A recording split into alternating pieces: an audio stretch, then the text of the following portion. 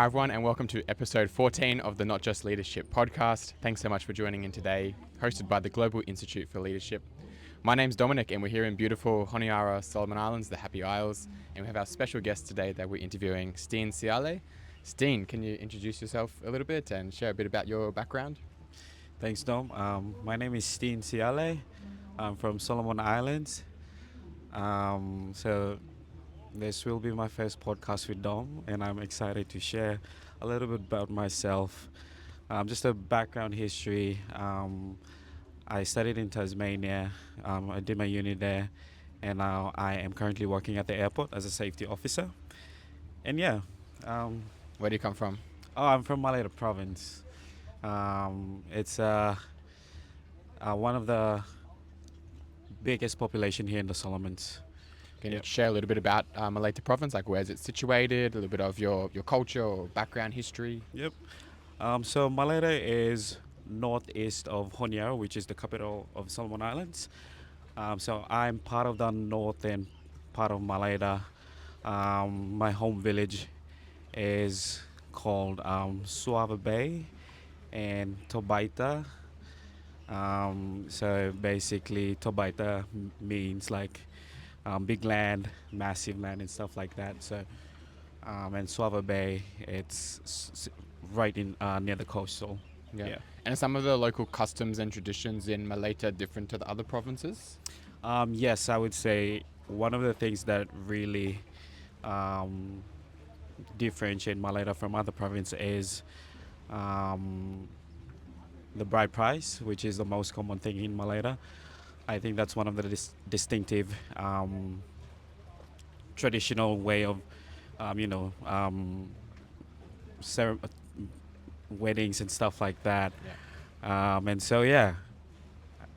And I guess you mentioned you studied in Tasmania in Australia. So for even a lot of Australians, we're not very familiar with Tasmania. Yeah. It's quite isolated and often forgot about.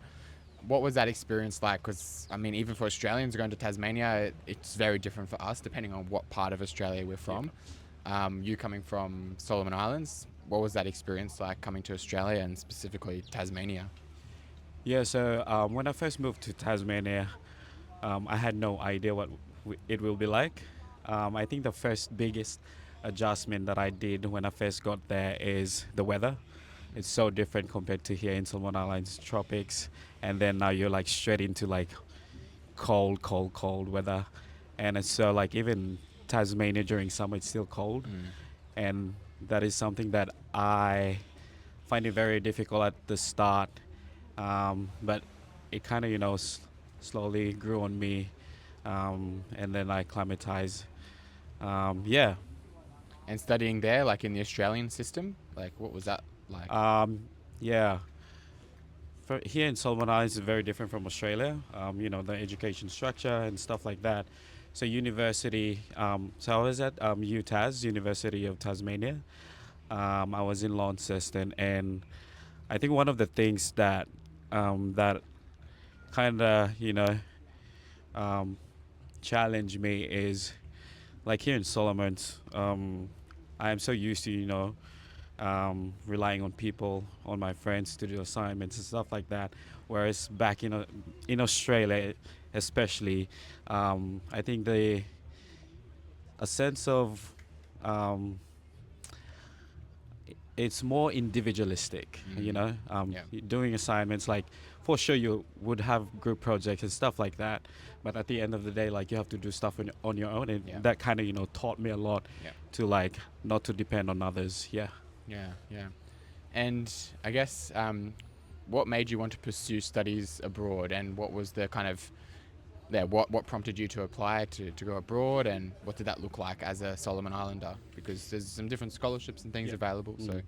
what was that like? So I was fortunate enough to be sponsored by the Solomon Islands government, and for you to secure like a scholarship to study abroad, especially in Australia, not a lot of people. I would say most people in Solomons could not afford to like study abroad unless you're sponsored or under a scholarship. So I was fortunate enough, and it's more like an opportunity which I've grasped because um, studying in Australia um, I happened to secure um, a scholarship to do like maritime security, and I was not very keen to do that, and so I was looking for like programs and applying for admissions, and then I happened to come across this program which is called Maritime Technology Management.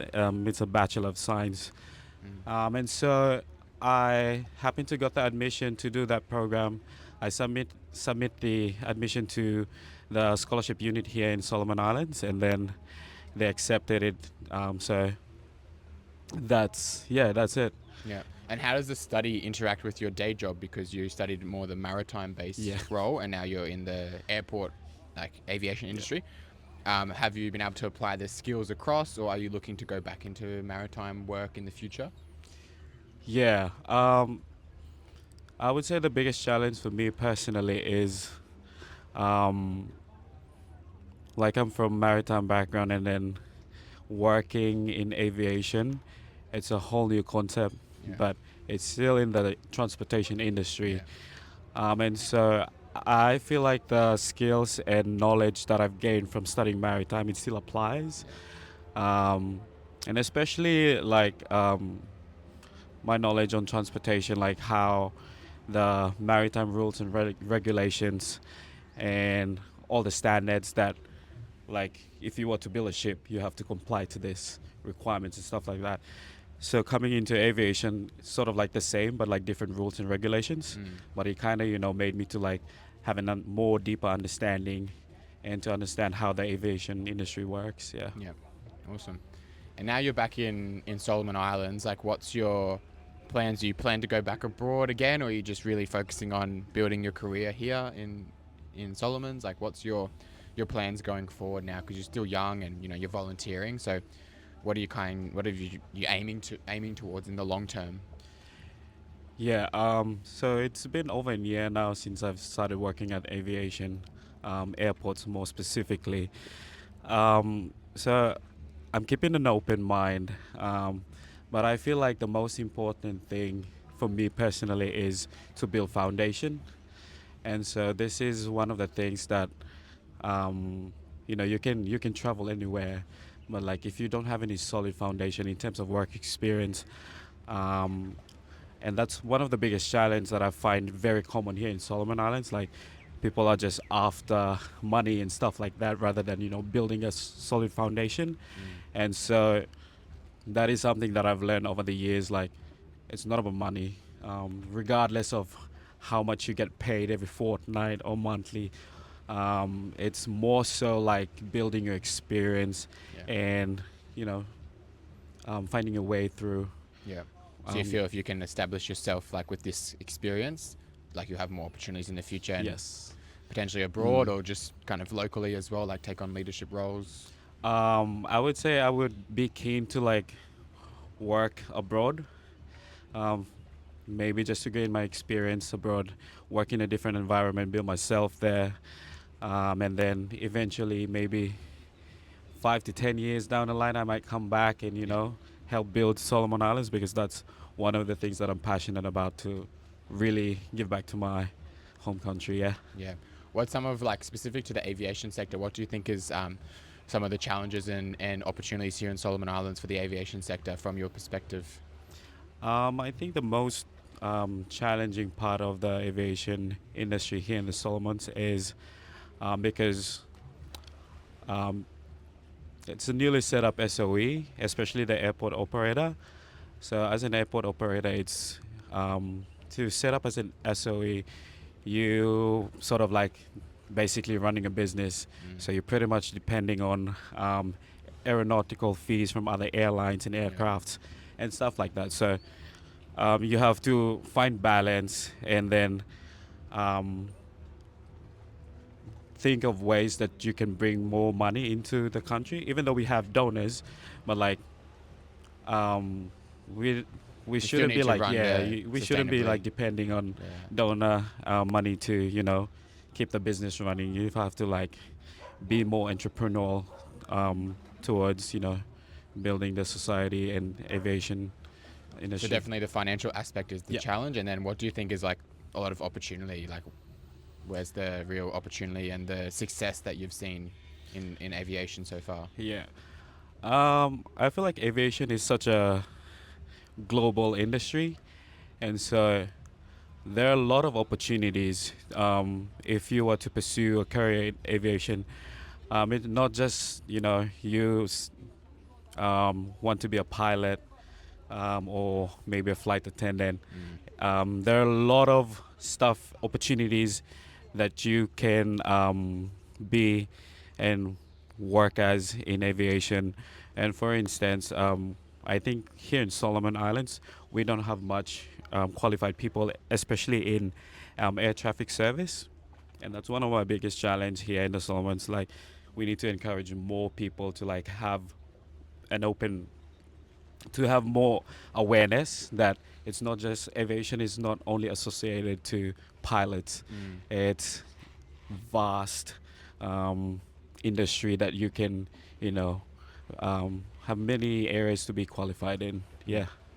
And in terms of your leadership experiences so far, you've volunteered with a number of organisations. Can you share a little bit about your leadership and volunteer experience here in Solomon Islands?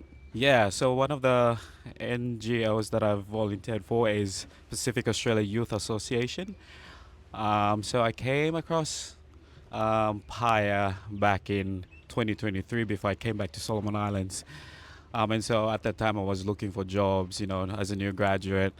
So I kind of, just throwing myself out there to be more involved in such spaces where you can just connect with people, especially young leaders, and to build yourself as a new graduate professionally, and as well as your own personal growth.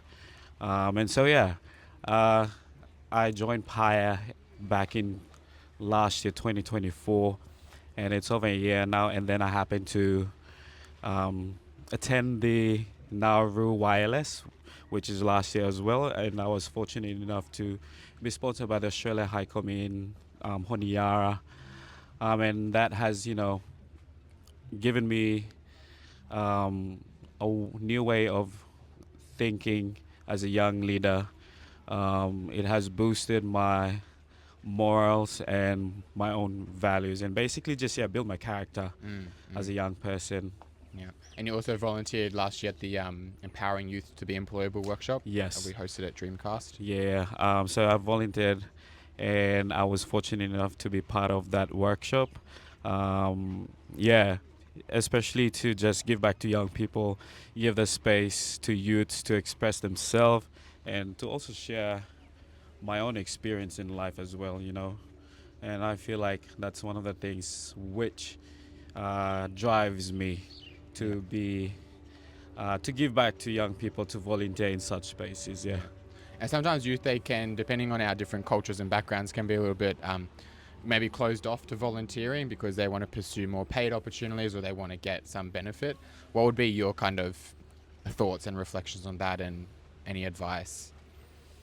I would say, like most young people, so in life there's a process. You can't go from point A to point Z. Like, you have to follow every single step. And I feel like the most important aspect in life is to build foundation. I feel like most young people are after money. So once you're after money, especially if you're working, and then like you want more money, it won't like give you the satisfaction in life. If you're after money, so you're gonna go from one point to another looking for more. But I feel like comes down to yourself as a person. Like, if you're finding yourself in a space where you want to build your experience and have solid foundation and find true meaning in what you're doing, and then I feel like volunteering is one of the powerful tool to build yourself and to train yourself as a young person to not like expecting for money and stuff like that. It's a rewarding thing to, you know, um, engage yourself in volunteerism. Yeah. Yeah, 100%. In your leadership roles so far, has there been like any particular challenges, or just throughout the journey of like education and work, has there been any real challenges that you've faced? Yes. One of the things that I find it very challenging is self-discipline. So self-discipline is, to me, basically is doing what you don't want to do until it becomes what you want to do. So if like you have to get up early in the morning, but you don't want to, like, so if you have a job and then like the expectation is for you to arrive before 8 a.m., which I know one of the things that kills most Pacific island people is time, the island time, which is not a good practice if you know, want to go and work in Australia or live in Australia, because timing is everything. And so to me, self-discipline is you waking up every morning. If your job expects you to be at 8 a.m., you have to be there before 8 a.m. At first, it's something that maybe you don't want to do. Maybe you're just like taking it very casual. But if you're like, okay, I have to be at work 8 a.m., you have to train yourself. Wake up early, set your alarm, do whatever you can do in the morning, and aim to be at work before 8. And eventually, once you do that up to 26 days, it becomes your habit. And then once it becomes your habit, it will become your daily routine. Yeah. Yeah, it's good advice. And even I think as Australians, we have a lot to learn from like living in the Pacific too, because it can help us just take a step back and slow down and not be too frantic. And we're very, very punctual with our time. So almost to the point of sometimes too much. So I definitely appreciate like my experiences in the Pacific, just being able to slow down and not having to do something at every single hour. Of course, it's good to have the time motivation and the be on time, but also sometimes we need some leeway for life. So I think if we can get the two systems, two cultures to combine, we have that nice balance where we're on time, but we also understand that things happen and not everything always goes to plan. So I think we have like things to learn from each other in that area, which is really good. Do you have any like advice for youth or anyone really, Solomon Islands or from other countries that like really want to take on some leadership roles? What's your advice for them? I think my only advice for young youth or young leaders out there is to be not afraid. Um, Fear is something that will stop us from, doing things. Fear can rob you from you performing to your full capacity as a young leader. Everyone has the potential. There's a saying that leaders are not born, they are raised. And I feel like the raising part is you as a young people allow yourself to be trained, and in whatever space, even if it's formal education, if it's life advices from other people, encouragement, or if people correct you when you do something wrong. I feel like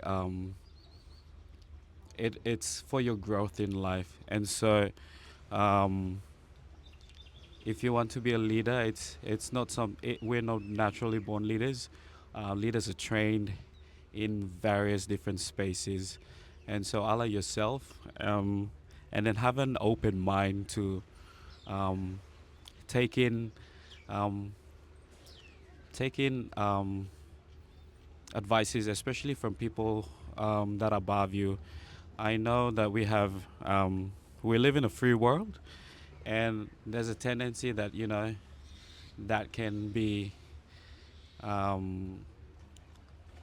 you may have freedom, but like there are always people that are placed above you, which you have to bring honor, and there are people sacrificing things for you to, you know, um, make it in life. So um, just be open to whatever that may come your way.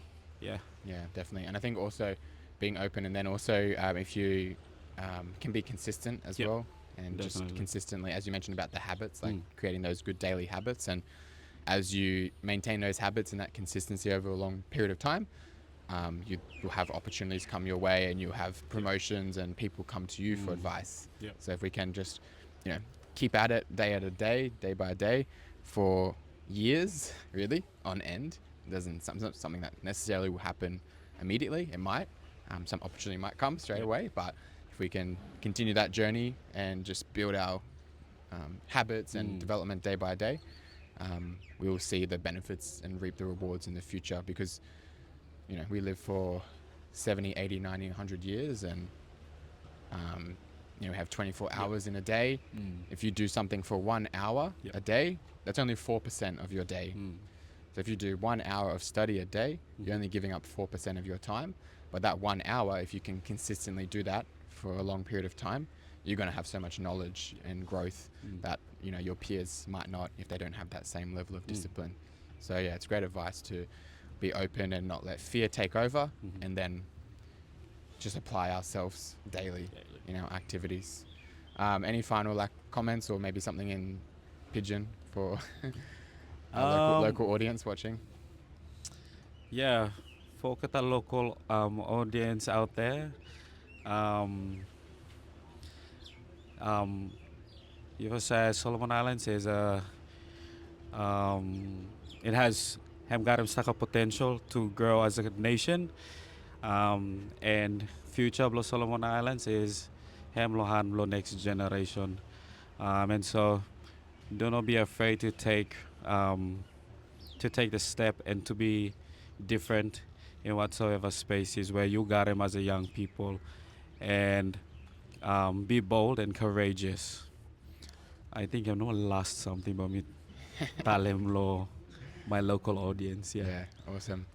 Thank you to my Steen. Great to have you on. I Thank think you. our first Solomon Islander. Yeah. So hopefully not the last.